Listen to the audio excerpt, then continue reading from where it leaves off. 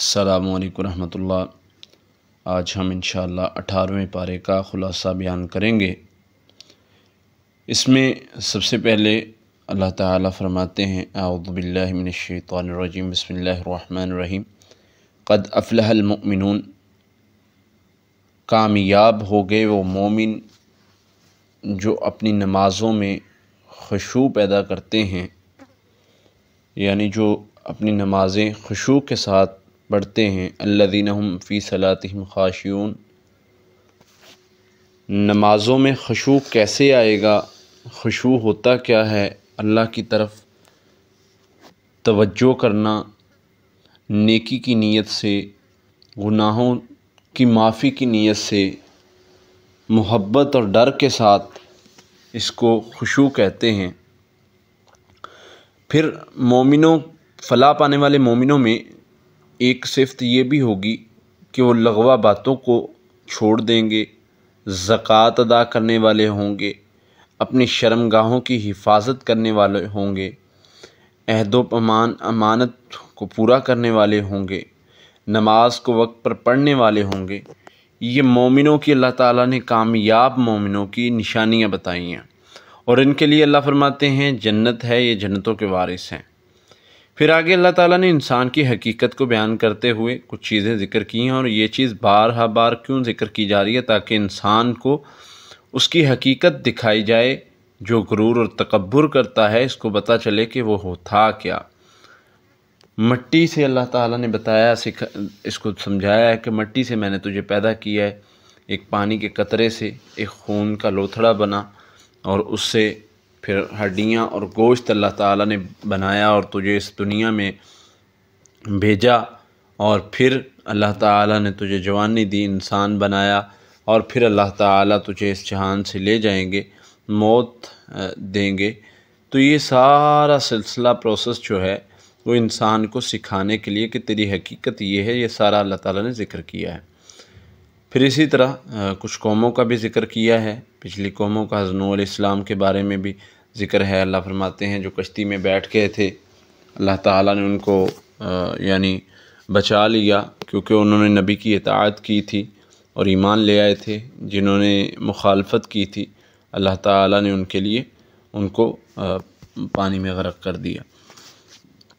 फिर अल्लाह ताला यहाँ पर आगे इसी सूरत में, सूरत अल-मुमिनून में 52 नंबर आयत में अल्लाह फरमाते हैं कि पाक ग़ज़ा खाओ, नेक अमल करो, क्योंकि पाक ग़ज़ा और नेक अमल ये दोनों एक दूसरे के साथ जुड़े हुए हैं। अगर इंसान का रिज़्क़ हलाल का नहीं है तो उसके नेक आमाल कबूल नहीं होते। हदीस में आता है एक लुक़मा खा लेगा हराम का तो उसके ग़ालिबन 40 दिन नमाज कबूल नहीं होती या उसकी दुआ कबूल नहीं होती, इस तरह के अल्फाज हैं।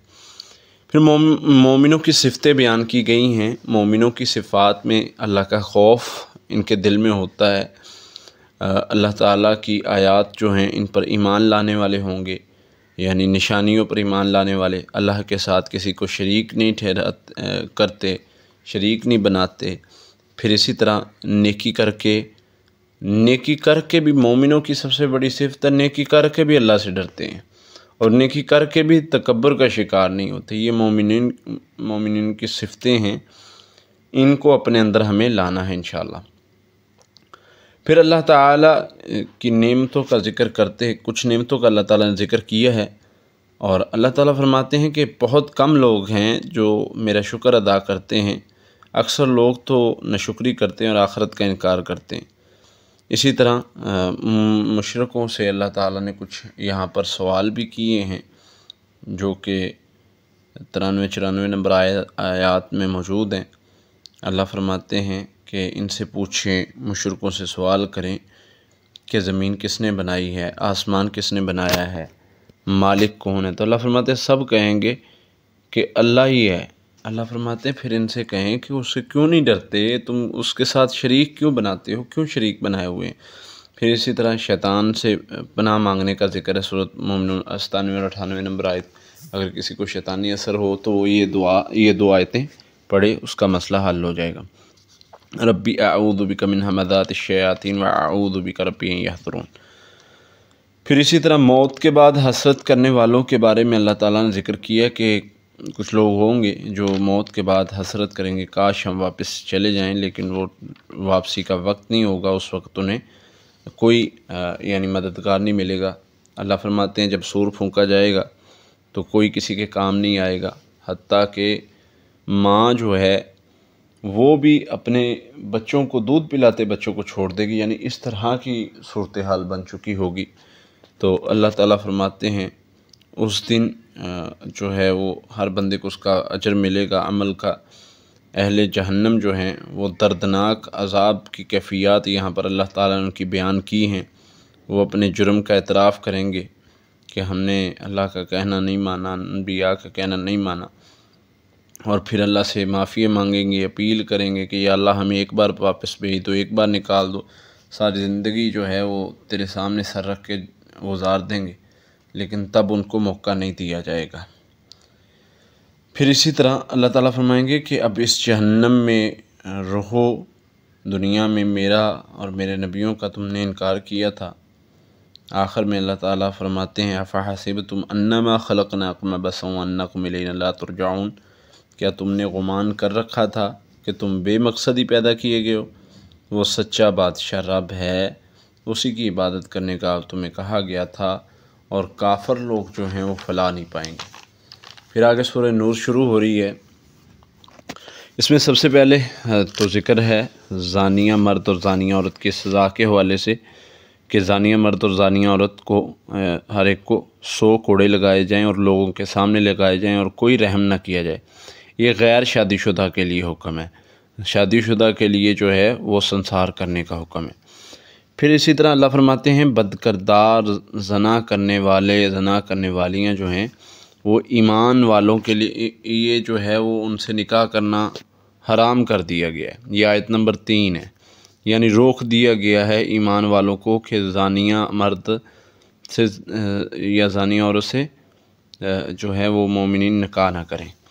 پھر اسی طرح پاک دامن عورت پر جو الزام لگاتا ہے اس کی یعنی وہ کسی پر الزام لگاتا ہے، تہمت لگاتا ہے، وہ اس کو جو ہے وہ کر نہیں پاتا، پروف نہیں دے پاتا، گواہ نہیں لے کر آ پاتا، تو اس پر 80 کوڑے جو ہیں وہ اس کو لگائے جائیں گے۔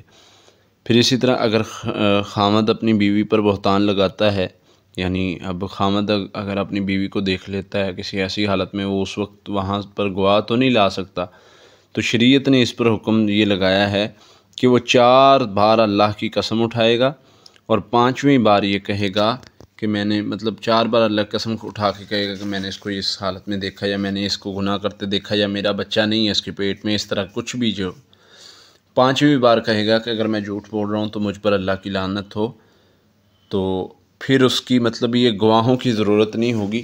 خامد اور بیوی کا جو معاملہ ہے وہ اس طرح اس کا فیصلہ کیا جائے گا۔ اور ہاں اگر عورت اپنی صفائی دے رہی ہو، وہ بھی اسی طرح 4 قسمیں اٹھائے گی اللہ پر، اور 5ویں بار کہے گی کہ اگر میں جھوٹی ہوں مجھ پر اللہ کی لعنت ہو۔ اس کو لعان کہا جاتا ہے، یعنی اس سے علیحدگی بھی ہو جاتی ہے۔ پھر اسی طرح آگے سیدہ سورۃ نور کی آیت نمبر 11 میں سیدہ عائشہ پر جو بہتان لگایا گیا تھا اس کے بارے میں اللہ تعالیٰ نے فرمایا ہے، اللہ تعالیٰ نے بتایا ہے کہ جب وہ بہتان لگانے والوں نے بہتان لگایا تھا تو کیونکہ وہ معروف واقعہ ہے، سیدہ عائشہ نبی صلی اللہ علیہ وسلم سفر سے آ رہے تھے، سیدہ اونٹ پر جو بھی بنائی گئی جگہ تھی اس پر سوار تھی، ڈولی ٹائپ تھی، تو جب ایک جگہ پر پڑاؤ کیا اور ڈولی کو اتار کر نیچے رکھ دیا، سیدہ قضائے حاجت کے لیے گئی ہیں تو واپس آئی ہیں، پھر دوبارہ ہار ان کا موجود نہیں تھا، اس کو ڈھونڈنے کے لیے گئی ہیں، تو پیچھے سے قافلہ نکل گیا تھا، تو سیدہ نے سوچا کہ میں اگر قافلے کے پیچھے بھاگوں گی تو ممکن ہے کہ میں کسی اور رستے پہ بھٹک جاؤں اور مجھے بعد میں تلاش کرنے کے لیے آئیں بھی تو میں نہ ملوں، اس لیے وہیں بیٹھ جانا جو ہے وہ مناسب سمجھا۔ پیچھے سے ایک صحابی کچھ پیچھے آ رہے تھے، انہوں نے سیدہ کو ساتھ لیا اور پہنچ گئے، تو مشرکین نے دیکھا، منافقوں نے دیکھا، انہوں نے جو ہے وہ بہتان لگا دیا، نعوذ باللہ، جو بھی خباثت تھی ان کے ذہنوں میں، تو اس پر اللہ تعالیٰ نے قرآن پاک میں صفائی ان کی دی سیدہ کی۔ اور مومنوں کی بھی اللہ تعالیٰ نے کچھ کھچائی کی کہ جب انہوں نے الزام لگایا تھا تو تم نے اچھا گمان کیوں نہیں کیا، تم نے کیوں نہیں کہا کہ یہ بہتان ہے، یعنی تمہیں تو یقین تھا نا، تم نے کیوں نہیں کہا۔ اللہ فرماتے اتنے تھے، اتنے وہ پکے تھے تو گواہ لے آتے۔ اس پر کافی اللہ تعالیٰ نے ڈیٹیل میں ان کی سیدہ کی صفائی بیان کی ہے اور ان کی کھچائی کی ہے۔ پھر اسی طرح جو لوگ اللہ تعالیٰ فرماتے ہیں بے حیائی کو پھیلاتے ہیں، ان کے لیے دردناک عذاب ہے۔ اللہ تعالیٰ فرماتے ہیں کہ شیطان کی پیروی نہ کرو، شیطان تو فحاشی پھیلاتا ہے اور برے کاموں کا حکم دیتا ہے، تو شیطان تو تمہیں جہنم میں لے جانا چاہتا ہے۔ پھر اسی طرح آگے 26 نمبر آیت میں، سورہ نور 26 نمبر آیت میں اللہ تعالیٰ فرماتے ہیں پاک مرد پاک عورتوں کے لیے، پاک عورتیں پاک مردوں کے لیے، ناپاک مرد یعنی زانیہ عورت جو ہے وہ زانی مرد کے لیے، زانی مرد زانیہ عورت کے لیے، یہ اللہ تعالیٰ نے تمہارے لیے فیصلہ کر دیا۔ پھر اسی طرح مومن مرد اور مومن عورتوں کو حکم دیا گیا ہے آیت نمبر 30 اور 31 میں کہ اپنی نظروں کو جھکا کر چلیں اور اپنی شرمگاہوں کی حفاظت کریں، یعنی مردوں کو بھی حکم ہے کہ عورتوں کی طرف نہ دیکھیں، عورتوں کو بھی حکم ہے کہ مردوں کی طرف نہ دیکھیں۔ پھر آیت نمبر 33 میں اللہ تعالیٰ نے نکاح کی طرف ترغیب دلائی ہے کہ نکاح کرو، اس سے کیا ہوگا، اللہ تعالیٰ تمہیں غنی کر دے گا، تمہارے معاملات بہتر ہو جائیں گے۔ پھر اسی طرح کہ اللہ تعالیٰ نے 51 نمبر آیت میں جو ہے وہ مسلمانوں کو سمجھایا ہے کہ مسلمان تو وہی ہے جس کو اللہ اور اس کے رسول کی بات بتائی جائے، انما کان قول المؤمنین، مومن تو وہی ہیں، مسلمان تو وہی ہیں جن کو اللہ اور اس کے رسول کی بات بتائی جائے تو وہ کہیں ہم نے سن لیا، ہم نے مان لیا۔ تو مومن جو ہے وہ بات پر، اللہ اور اس کے رسول کی بات پر بحث نہیں کرتا بلکہ مان لیتا ہے۔ پھر اسی طرح اللہ تعالیٰ آیت نمبر 55 میں فرماتے ہیں اگر مسلمان نیک عمل کریں گے تو اللہ ان کو غلبہ دے گا، ان کو مضبوط کرے گا، ان کا خوف ختم کر کے امن میں بدل دے گا۔ اسی طرح نماز اور زکوٰۃ ادا کرو، اللہ فرماتے ہیں، اور رسول کی پیروی کرو تاکہ تم پر رحم کیا جائے۔ پھر آخر میں ایک احکام میں ایک حکم ہے کہ دوپہر کے وقت کیلولے کا وقت ہوتا ہے، یعنی دوپہر میں گرمیوں میں جو دوپہر کو تھوڑی دیر کے لیے آرام کے لیے ہم سوتے ہیں یا الگ ہوتے ہیں، تو اس میں اور عشاء کی نماز کے بعد کسی کے کمرے میں جانا ہے تو اجازت لے کے جاؤ، یہ اللہ تعالیٰ نے تمہیں سمجھایا ہے، احکام ہے۔